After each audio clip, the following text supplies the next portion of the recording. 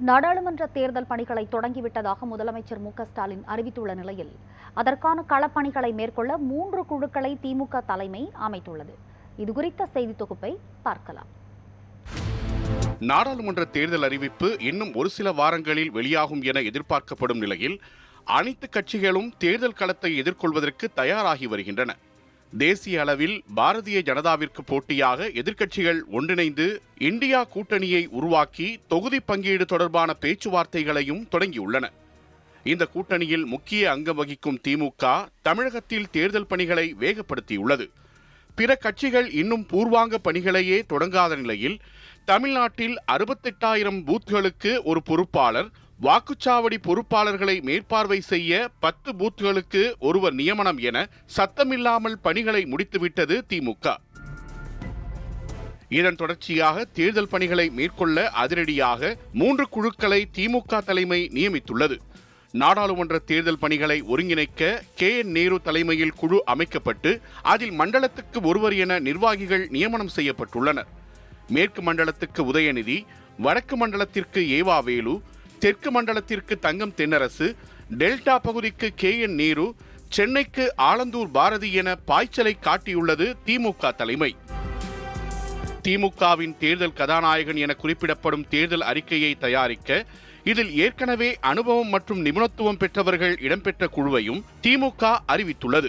அதன்படி கனிமொழி தலைமையிலான தேர்தல் அறிக்கை தயாரிக்கும் குழுவில் அமைச்சர்கள் பழனிவேல் தியாகராஜன், TRP ராஜா மற்றும் TKS இளங்கோவன் ஆகியோர் இடம்பெற்றுள்ளனர்.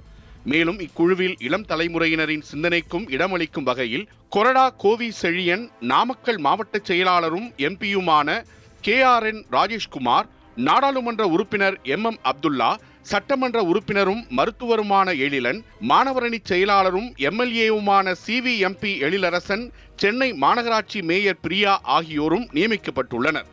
இதில் மிகவும் கவனிக்கப்பட வேண்டிய அம்சமாக மேயர் பிரியாவின் நியமனம் உற்று நோக்கப்படுகிறது. இக்குழுவில் இடம்பெற்றுள்ளவர்களில் மிகவும் இளவயது பெண் பிரியா என்பது பலரையும் ஆச்சரியத்தில் ஆழ்த்தியுள்ளது. தொகுதி உடன்பாடு தொடர்பாக கூட்டணி கட்சிகளுடன் பேச்சுவார்த்தை நடத்த பொருளாளர் TR பாலு தலைமையில் குழு அமைத்தும் திமுக அறிவிப்பு வெளியிட்டுள்ளது. இக்குழுவில் மூத்த தலைவர்களான KN Nehru, I Periyasamy, Ponmudi, Rasa, Trichy Siva, MRK Panneerselvam ஆகியோர் இடம்பெற்றுள்ளனர்.